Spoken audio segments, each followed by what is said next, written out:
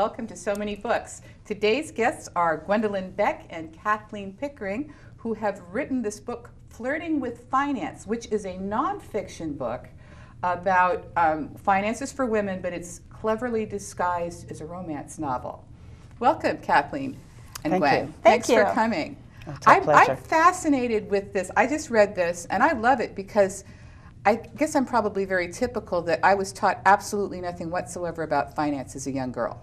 Nothing. Mm-hmm. You know, I remember my father telling me, when you get out in the cold, hard world, your only friend is your checkbook, and that is the beginning and everything I was taught about finances. Really, that's next to nothing. So, how did you come up with this concept of a very informative book disguised as a love story? Well, actually, it was Gwendolyn's brainchild, so I'll let her.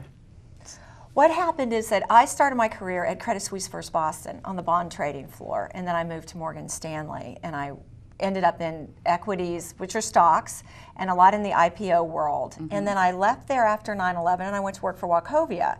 So I'd been in the financial industry for about 10 years at this point.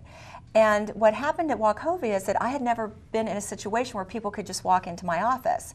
So even though I was in investments, I was in a bank branch. So people would just come in my office and ask me different investment questions. And it didn't take long to realize that a lot of people don't know the difference between a stock and a bond and really didn't learn the basics, such as yourself. They got some small piece of advice from their father, or their uncle, or their grandfather, and then they were sent out into the world. Well, it was expected that we would get married and our husband would take care of all this stuff for us. So what happened is so many people were coming into my office and I didn't really have enough time to explain it to everyone. So I went to the local bookstore and I bought all the books that I could find on personal investing to try to find something that I could recommend. And I for the next 2 months, I slept really well. Most of the books were, they were a little bit on the dry side. Yeah. Some were intimidating, and some were quite complex. And so I decided at that point that there really needed to be a fun book that would describe the basics of finance, and a book that says, hey, if you mess up, don't worry about it. Just pick yourself up, figure it out, and go on. So I contacted the Romance Writers Association of South Florida, and Kathleen Pickering answered and said, yes, I would love to help people and I would love to do this project. Well, it sounded like a great idea, you know, because I love to write romance and I know nothing about finance, and the more we started working together and she started feeding me the financial information, the more I said, oh my God, nobody needs this more than I do. So she's an expert now. Yeah, I love the part of, the chapter on budgeting. It was fabulous. My husband loves Gwendolyn now because I've learned how to handle our money. And she had such a great idea.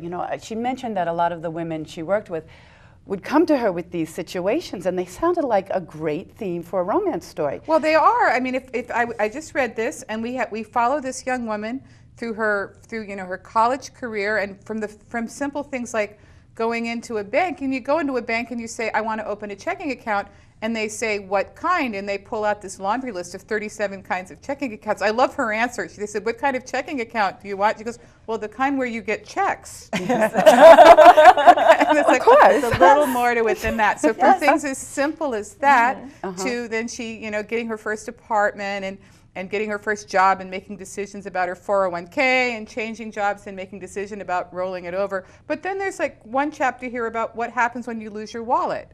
And you could absolutely put this book on your shelf, and if you ever lose your wallet, pull it out, turn to chapter 5, and there's a wonderful checklist of who you need to call and what you need to do if you've lost your wallet. So, this is a really good resource. And she goes through and so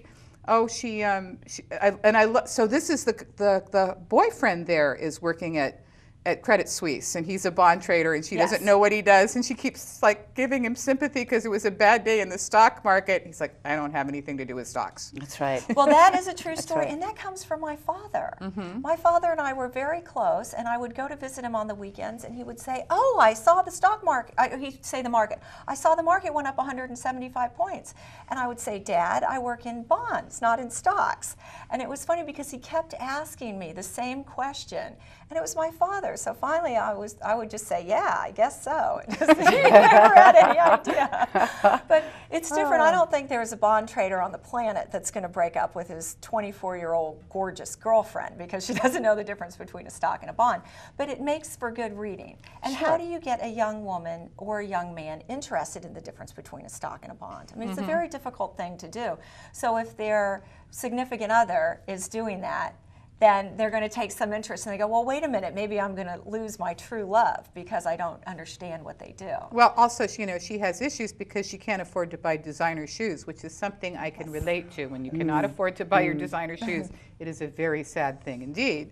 Yes. But I get a kick out of that. But she gets into trouble with credit cards the first time she gets a credit card. Sure. Hey, the first time I got my hand on a credit card when I was in my 20s, I think I maxed it in about a minute and a half. It doesn't take long, does it? No. It's very, and the consumer debt is tough. If you can avoid consumer debt, you can pretty much sail through life. And if you can figure out how to make yourself some money, whether it's investing in stocks and bonds or in real estate, being smart about buying your cars, or just having simple cash management, which will pay for your manicures, you can really get ahead of the 8 ball pretty quickly.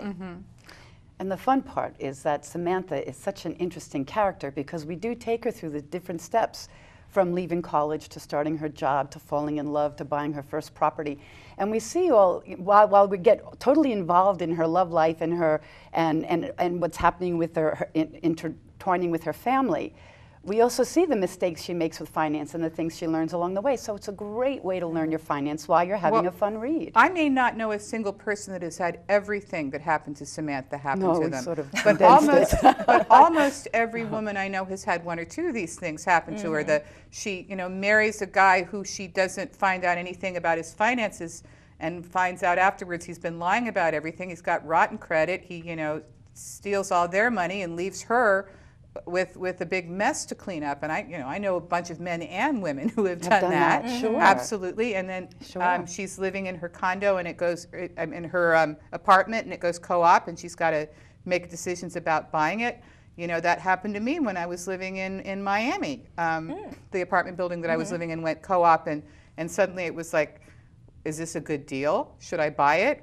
How is it? How do you find out? How do you find out? Research? How do you do the research? And exactly. this has got guidelines for that. So it's really, really excellent that way, Thank you. But and plus it's a fun story. You're kind of rooting for the girl, and see what's going to happen. And I'm not going to tell you how it comes out, so you have to buy it yourself. You have to find out. And this book covers the time frame between her being right about 20 years old until her 40th birthday. And then we'll have a second book called Bonds Have More Fun, which will cover 40 to 60, and then a third book, 60 on. What happens with finance is there's so much information to cover.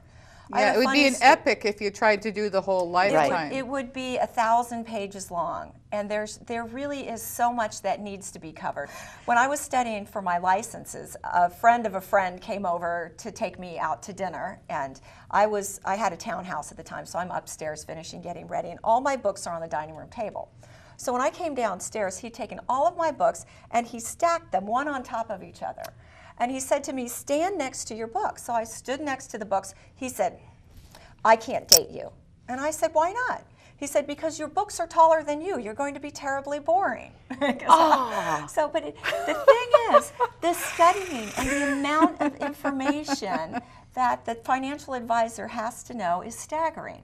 So how do you break it down? How do you make it simple? How do you make it easy to understand? But you made it fun. That was the challenge. You made it fun, too. Kathleen made it fun. Kathleen made it